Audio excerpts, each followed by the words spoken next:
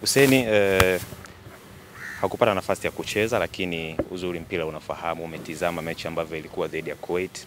Kwako binafsi unadhani wapi tulizidiwa na Kuwait mpaka tukapoteza bao 4 kwa matatu? Kwanza tunapenda kumshukuru Mwenyezi Mungu. Tumerudi salama, mchezo ulikuwa mzuri, kila mtu ameona. Sisi makosa madogo madogo, lakini naamini mwalimu atafanyia kazi ili tuweze kufanya vizuri.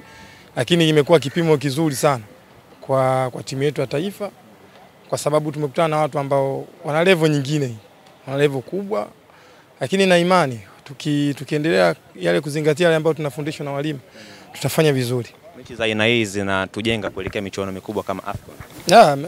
Ni mechi ngumu, usitoshe unacheza na watu ambao wana IQ kubwa ya mpira. Hasa Waarabu wanakuwa wana vitu vingi sana kwenye mpira. Kuanzia ndani ya uwanja, nje ya uwanja, lakini ni timu ambayo unaona kabisa kuna kitu wanakitafuta. Kwa hiyo ni nzuri kwa timu ya taifa, kwa sababu tunajiweka katika level fulani ambayo hata sisi wenyewe tunahitaji. Kwa kukutana na wachezaji wakubwa kama wale, na sisi tunapata uzoefu wa kutosha. Lakini na imani kwamba hizi mechi zinatujenga pia hata kiakili, ili tuweze kufanya vizuri katika mashindano ya AFCON. Unaona utofauti wa aina gani wa Stars hii ambayo ipo chini ya mwalimu Gamondi?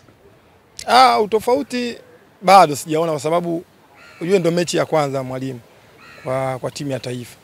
Kwa hiyo siwezi kusema ustadi mkubwa, lakini hata waliotoka walikuwa na ustadi mkubwa sana, ndio maana tulifanya vizuri katika mashindano ya CHAN, japo tuliishia katika hatua ya robo finali.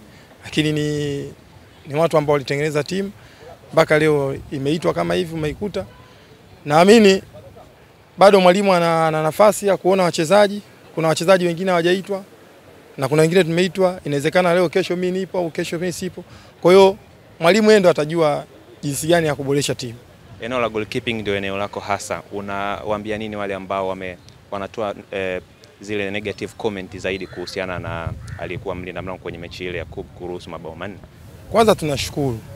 Unapotoa comment sisi tunashukuru, kwa sababu huwa sipendi sana kuangalia mtandaoni. Yaani sipendi mambo ya mtandaoni kwa sasa, kwa sababu inaweza kuharibia kitu katika mlolongo wako wa maisha. Lakini kwa sisi kwa golikipa anafunga goli lolote.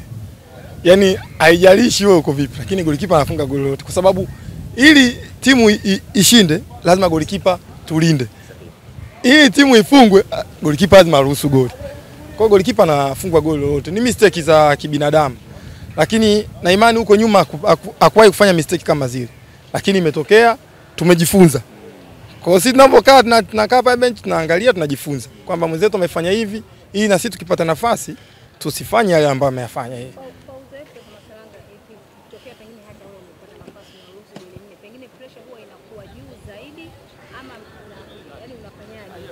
Mimi kwa upande wangu mimi nimeruhusu goli 4 mwaka juzi. Nilikuwa kwenye klabu, nilijisikia vibaya kwa sababu goli 4 ni nyingi. Afu ukiruhusu katika mazingira ambayo na wewe unahusika moja kwa moja, kwa sababu unajua kuna magoli mengine ya golikipa husiki. Lakini lazima uwekwe kwa sababu wewe ndio mtu wa mwisho. Kwa hiyo sisi nafasi yetu ni nafasi ya lawama, nafasi ya maneno, tunapewa maneno. Lakini ili tuweze kuyafuta hayo maneno, lazima tuwe bora. Tufanye training nzuri, tufanye yale ambayo yanahitajika katika mpira. Naamini kwa makosa yale tumejifunza kitu, tutafanyia kazi. Na nipende kuwaomba tu wa Tanzania kwa pamoja, mtu anapofanya kosa tuendelee kumuunga mkono, kwa sababu makosa ni hapo. Hata wewe unaotuma comment pia una makosa yako. Tukisema kila makosa tu ya hukumu, tutakuwa hatufiki. Lakini mimi na imani sana sisi yale makosa yote tuliyofanya tunaenda kuyafanyia kazi na hayatojirudia. Kuelekea michuano ya AFCON pengine itakuwa ni nafasi yetu sasa kufanya vizuri. Naona mbali timu yetu ya taifa, kuna asilimia nyingi sana za kufanya vizuri, kwa sababu umeangalia mashindano yaliyoisha, mashindano ya CHAN tumefanya vizuri. Kwa hiyo na imani haya mashindano tutafanya vizuri pia AFCON. Asante sana. Shukrani.